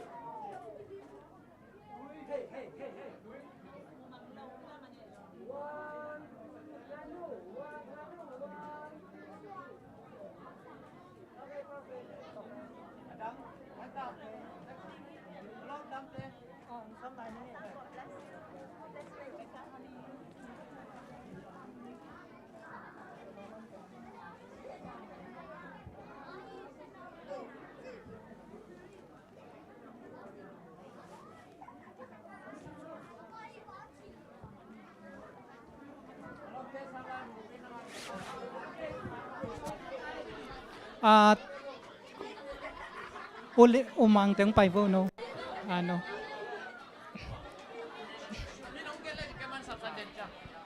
cái là hiện Mungpi sang gambul đều tên mo unau sang gambul đều tên bay vô lệ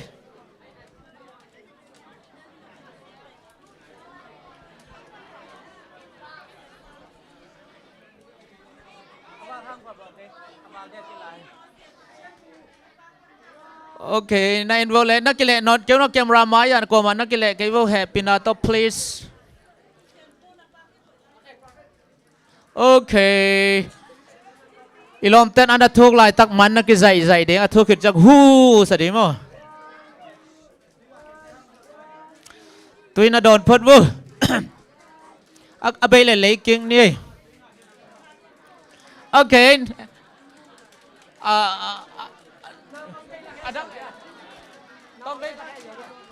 no tombe nya anungan na tu le chenai ve de chak ko ya anungan na tu le vu ong ki lia le lin te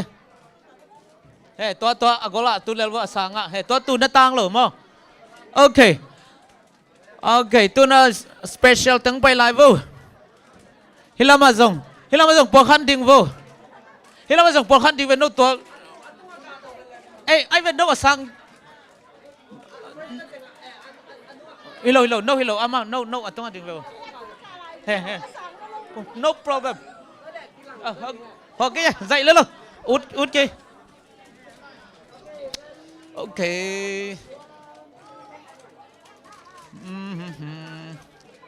Nó hở luôn nạp bạc.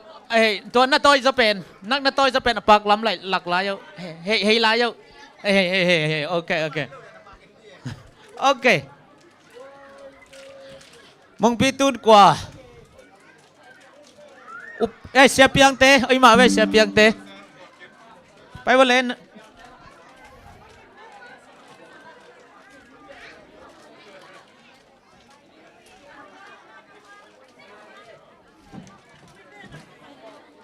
Namas lakya ve. Namas lakya. Nip so ko ipako. Okay. Nanong lang. Okay, siap yang te. ZRC coordinator ye siap yang mo. Imon ma mahi. Dignity ของ ang na same. Tu na ZRC coordinator mo. Mi piadin na lian pi same di ka kepan. Kepekya hi. Okay, next. Qua, Mungpi. Apa nai lom nan nang lam te. Kê, nang hang la lo da un mo. An thuộc te thuộc sak lai pang ni, de chang hom kata hom pat nuam. Joshua te in kwan. Please. Qua. Okay, numay lam te hi pon ni lo. Adang pasalam empat ke numay lam te. Okay, sa David ten kwan pan pon ni. Den chang a group na hin lew mo.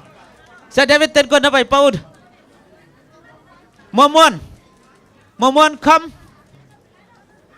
Okay, Momon.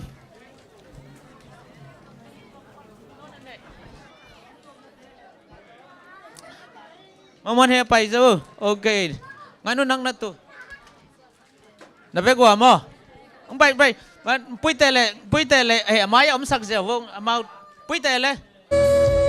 Where is pui te? Come.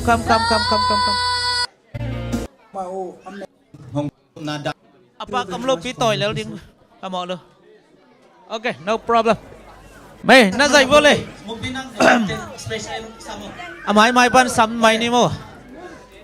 Tôi khích chăng ngày pi tên quan. Okay. Hom. Okay. An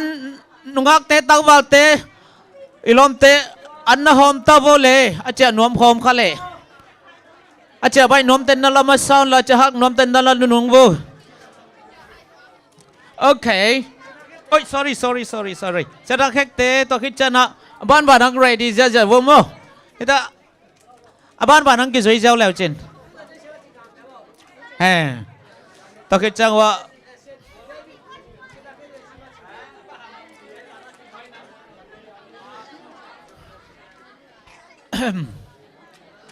cái anh mai tên là điên kêu tên mana ông cái swag điên hi dan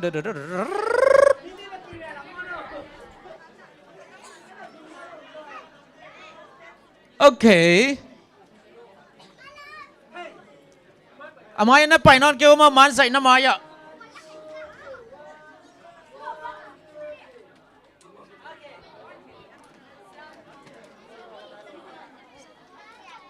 Kêu sama pun putanu ta na pai mas sapak vô. Chừng cả te cái thỏi cả lên ạ. Kim man sai điếc pai phật đâu. Na man cái sai khít trăng vil sa.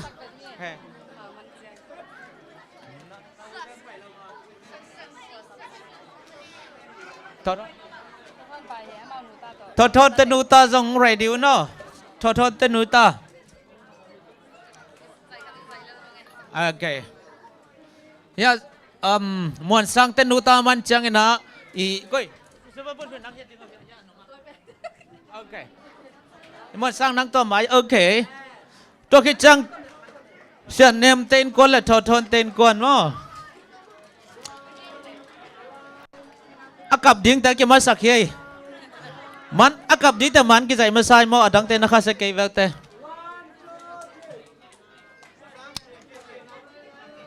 Okay, thot hon ten kwan, sa nem ten kwan come. Ê cho thôn tên quân sẽ nêm tên quân tôi khích chăng nô mà sao đi mơ sẵn nô tế hoa lá và tế mà sẵn nên nô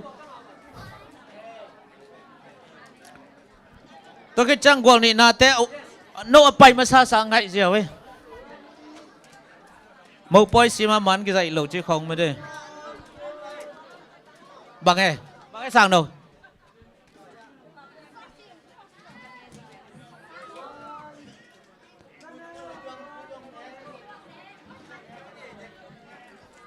quạt ơi lệ bắt tuồng lệ Paul tình ok bắt tuồng lệ Paul tình bay tay hi anh nói này sao cô hi làm ngay sạc dẻo hi làm ngay sạc dẻo bay na néo luôn ok bắt tuồng lệ Paul tình nó bay vô lệ sắc khăn gì tình mò sắc khăn gì tình bay vết vô lệ tới lại bắn lăng đi chị sắc khăn gì tình tôi làm nó phải kêu nó đọc nó chạy thằng té nào kiếm bao lâu đi vậy luôn nãy biết lúc công khai khai được tất cả uốn lâu pipia coi lệ scan gì từng ball khác là tụt nó tạt cho lại ball khác tung điên về vào lại pasal té nuôi nó điên máy vô sang đâu té ball khác là tung nó điên máy vô hey nó bay máy vô hey nó cái này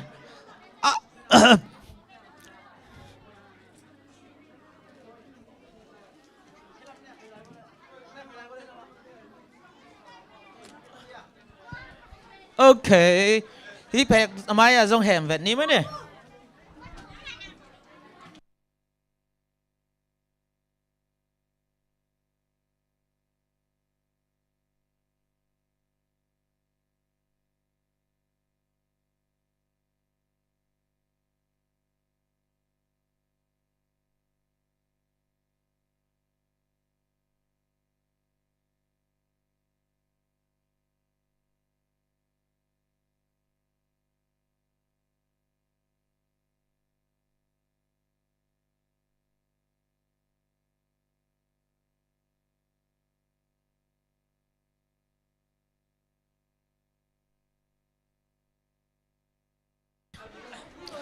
Biakinnpi nang natu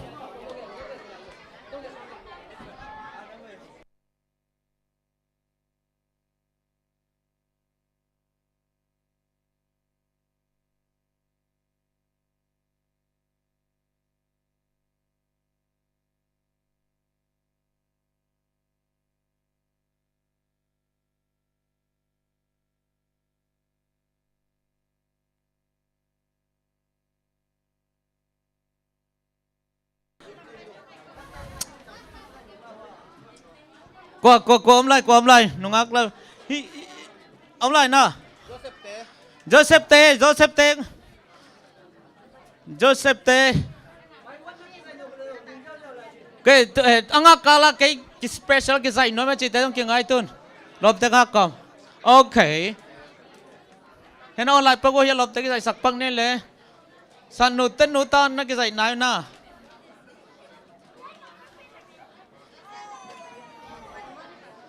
ok quý tên là cầm lỗ kêu ok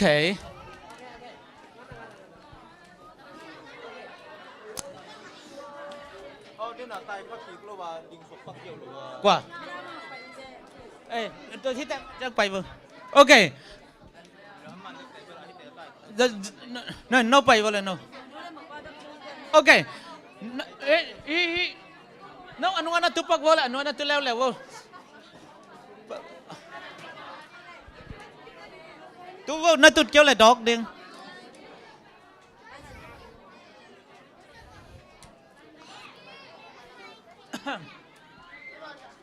na tu vô anu ngate a dog lâu điên à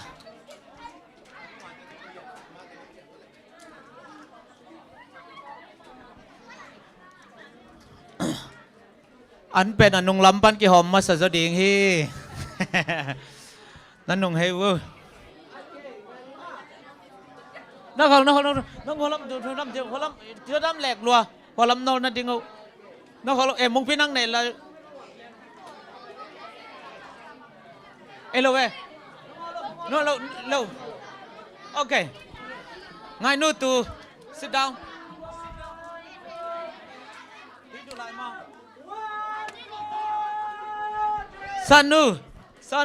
Sanu tuân quả pa nói cái special cái dạy nom cái ilom tay kim để ta hiểu bán cái dạy na giảm tuang please no cái dạy cal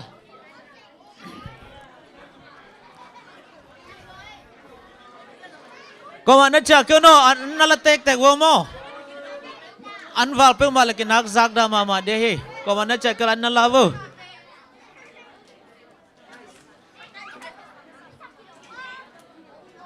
cái này nó kêu cái trang giảm tuang mo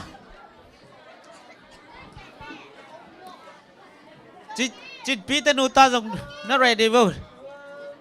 pa cái khá leo chân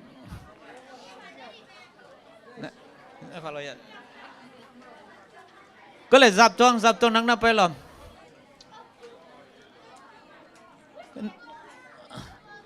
cái ngay nó nắng nó kì lẹ lâu điểm pi tê cái chị nào mà tên nắng làm phải về lên nắng đọc pian tê mà tê nắng làm tu đọc luôn tê hả phải lấy à sẽ thằng khác tên u pa special leo leo về chính vì tên u ta giống bay mong đi vô bay là bao ôm lộ bản nâu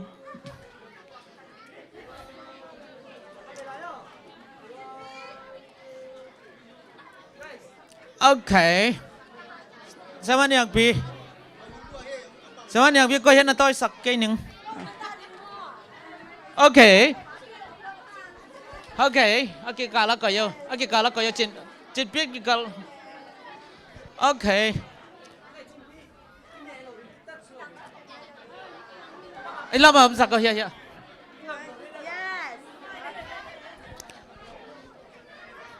tôi xem anh yang pi tôi khích chana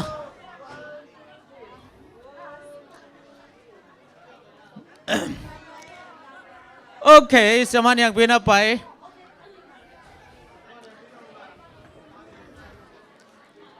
oh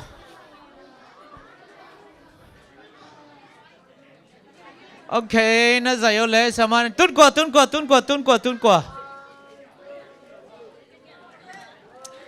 nang kia ta được cái gì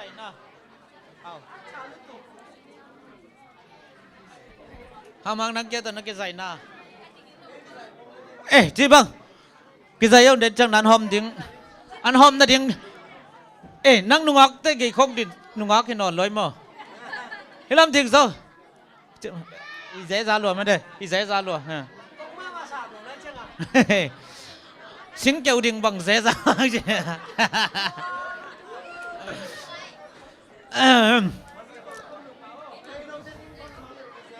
okay mai anh đâu xét nó về bảo bán cái giải điện chị đan thì rồi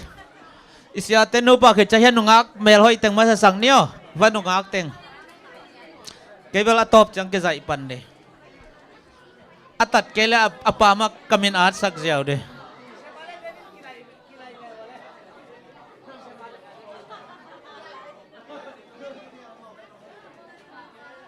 okay Senpu come Senpu where are you come faster okay alright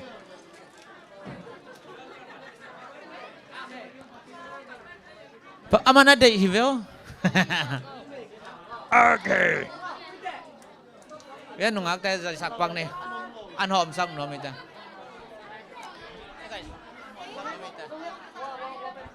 tôi group tới đến chăng ilom tới cầm tấm sẽ là ăn ngợ nói lù mà cầm một kiểu online sẽ là okay nung ác tình let's nó khó đâu ai na tu na tang no lo sen pu na tu na dok sak lo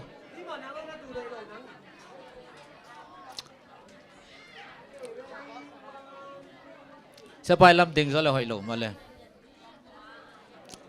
phải cái mà đó cái nung ác tê khi cho thằng tên quan apa napa ngài lâu mò lại thằng tên quan apa ngài lâu nó hiểm cái đâu hiểu lắm tắm luôn khát hoa lắm bay nó chừng nắng bay rồi ngày chừng nắng đi khi chừng ngày chừng ai thì sao mày alright lại sai cái thầy mấy thế đâm tắc hiểu cắt về dạy sai ok nào bắn tình nó ngang mèo hơi từng tôi là màu liên nuôi hoa lại em sao cô lên chỉ bằng kinh ngạc rồi ok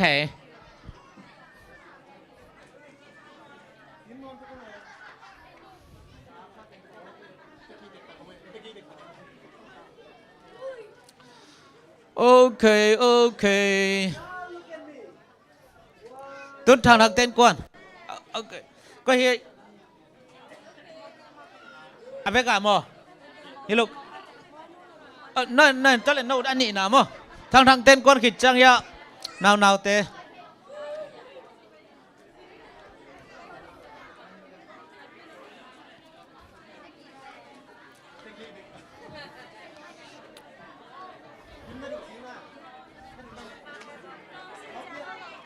thằng tên quan na cái đâu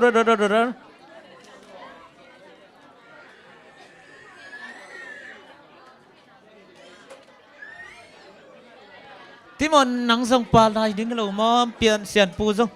phải lại mà ngài lại chị nó khó là hiện xiên pung phải lại chị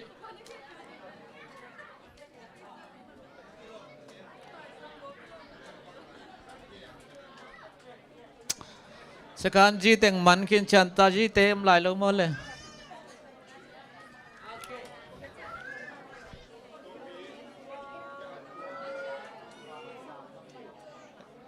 ta teng khét chăng nó gẹo phải vô lại nó khó lại thằng tên quân xiêm lộ nó ngã gẹo nó amau gẹo bếch tỏ mò nào bằng đây để mà để lửa ok nó ta tên ok nó không như amau khát về cái để lại chơi quay đây khát về để lại chơi xiang luôn chứ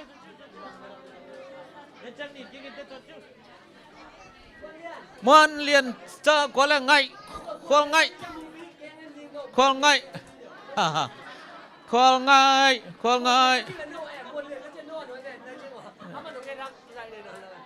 hello no năm giờ có cái sản phẩm khoan ngay nát lên đó tên là ok ok xem máy này tôi nhớ nào tên nút ta tên nó tu nó pa nai lâu pui te set pun nó kile non lâu na nu ke ya tiếng nào ok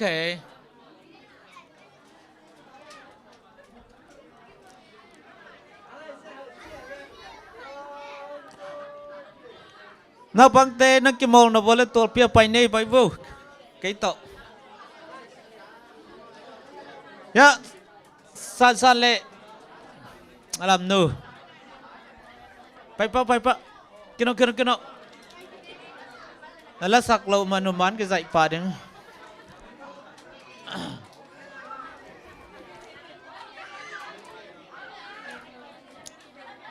băng khá lệ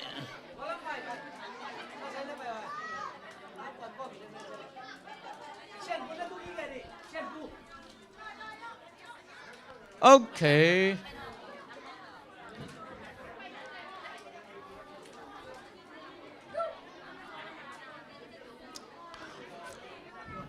anh đã khiến té dòng bán cái giải thể là lại mò mẹ hỏi rồi đi ngay sit down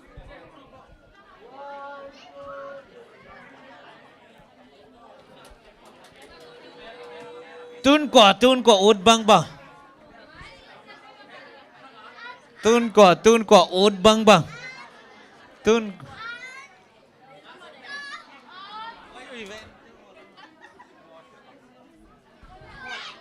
นายบ่อันงานนั้นเราเต้นนางอะไรบ่หมออามาเหียถูกเต้นถูกปีพันแล้วถูกปีพันแล้วขัดตาเบกาไปกลัวอีน่ะ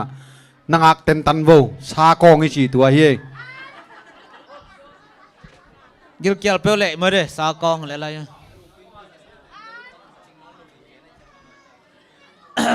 เอ้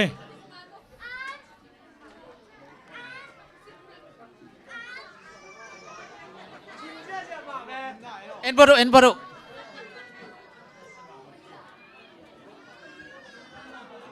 จังละเดีย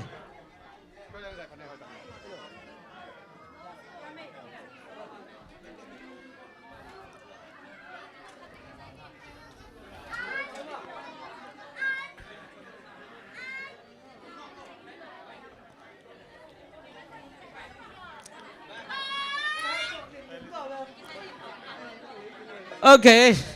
นับไปวันละสักคุปปีเตนูบ่เอ้ยอันนุ่งลำนับไปไว้ตัวตั้งนับสับเลยอันนี้บิลในลูกปี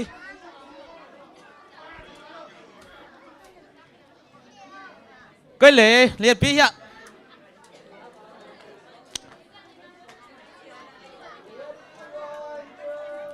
ตุนกว่าสกิมสันเบกมอเห็นกว่าน่ะนังเบกมอ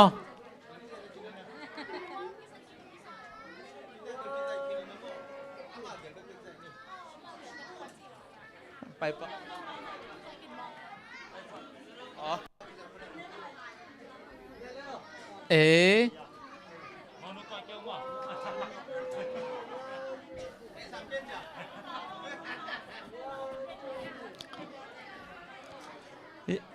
Okay, yes, David,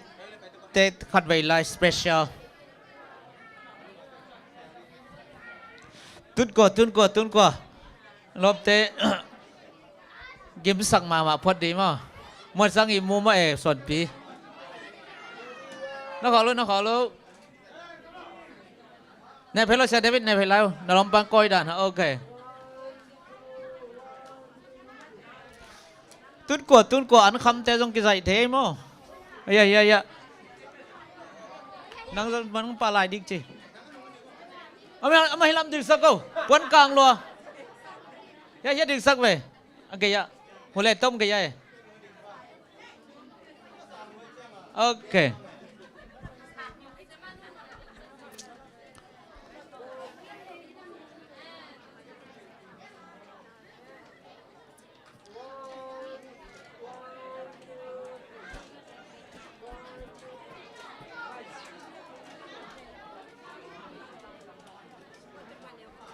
Tuân qua.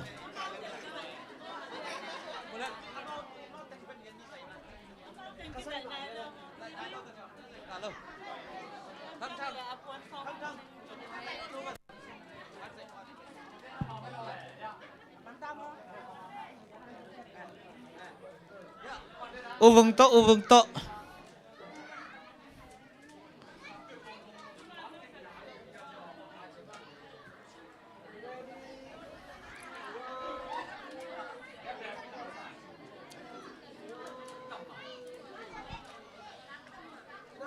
Tun nothing special ta cái gì xin wale.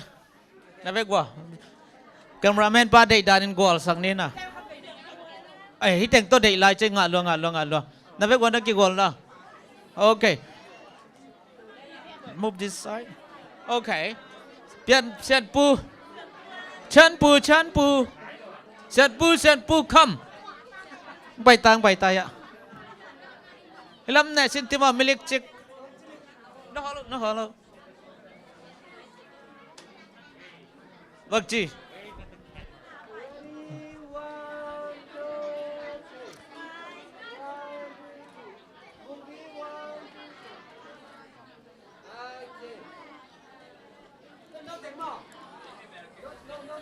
Cái nó.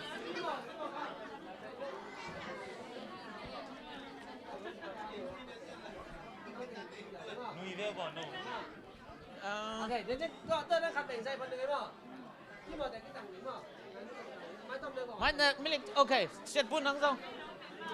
Okay. Tôi đã khẳng định dây nữa. Nuôi quý tệ.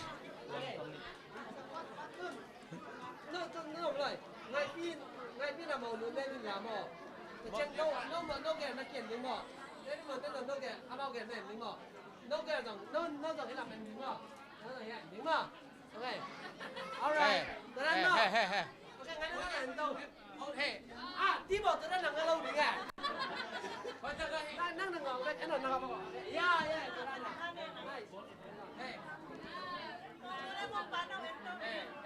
tôi đang đây tôi đang nói đi ready nào bao nào one two three cái gì là kiện lên đi mà tôi đang làm không không mà làm đi one two three cái gì chẳng chỉ là đi mà ngay luôn nó là kiện lên đi mà cái này sao đi mà nó bộ ý one two three chỉ chẳng chỉ đi mà ini nak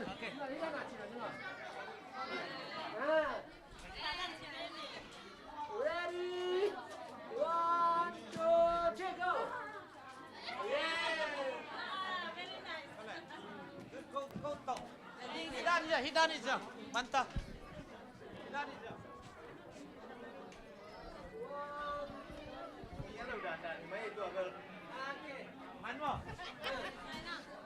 tun bằng đầy lại amount special chứ không nó hít tôm lắm nữa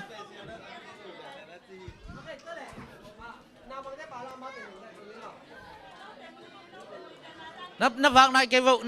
vụ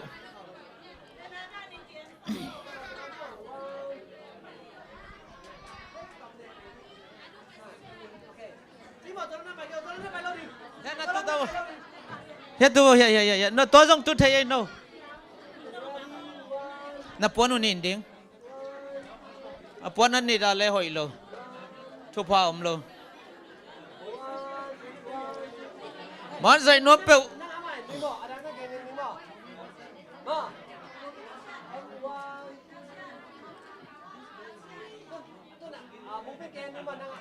mong pi leo leo được ai cái khèo được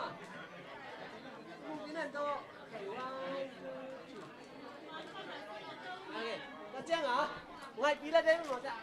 một làm này thì không có mua việc mà chỉ đi mà đấy bây giờ là đúng không? Chắc lúc này nó kiện đấy đây là mà cái chân nó kiện đấy cái này có làm này rồi này alright rồi đấy mà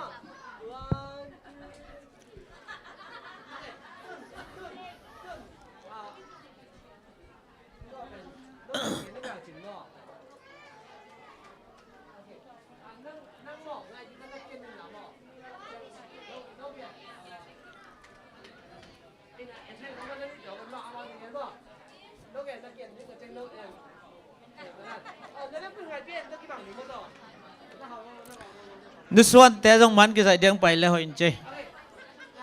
khoằm băng à bù lo nước xuân té lòm ta ai vậy khi té man chẳng mò nó đấy sắm sắm nó khăm nào ya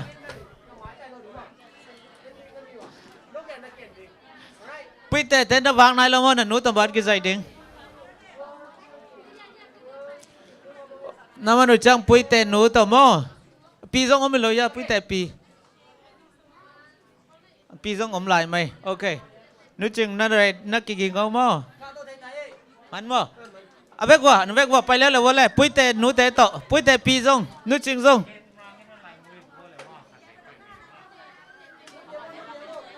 call vào nó call vào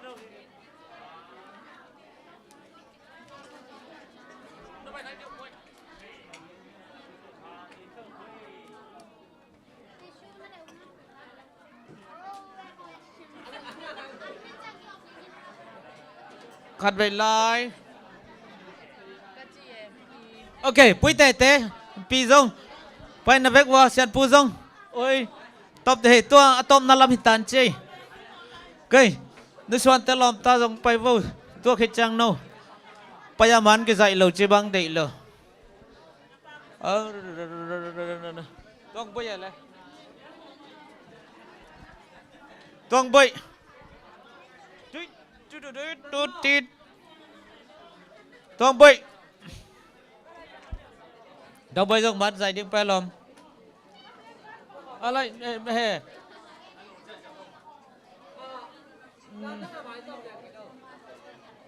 Chân nụ mò David là ngon coi luôn.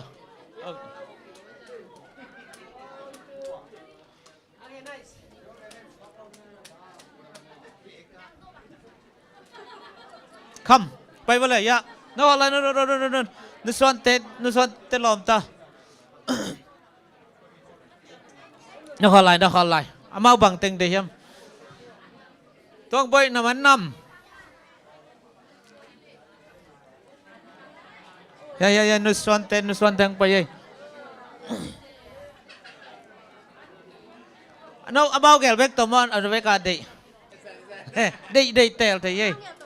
Okay. Atala bek wa zai masaw le. Timo pai, set pu dong.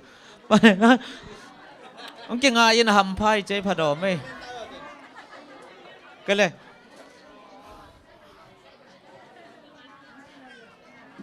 Đi. Magel, gì là này mà đây?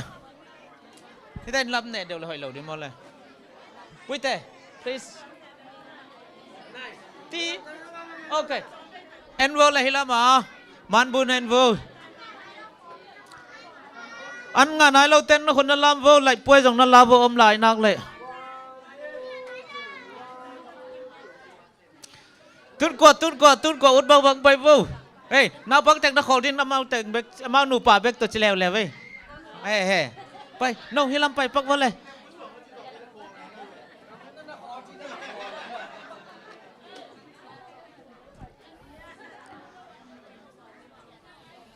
Tút qua út lại. Ông ghen xiêm vô. Man cái dạy đi qua út lại ghen xiêm vô cây kia ngạ.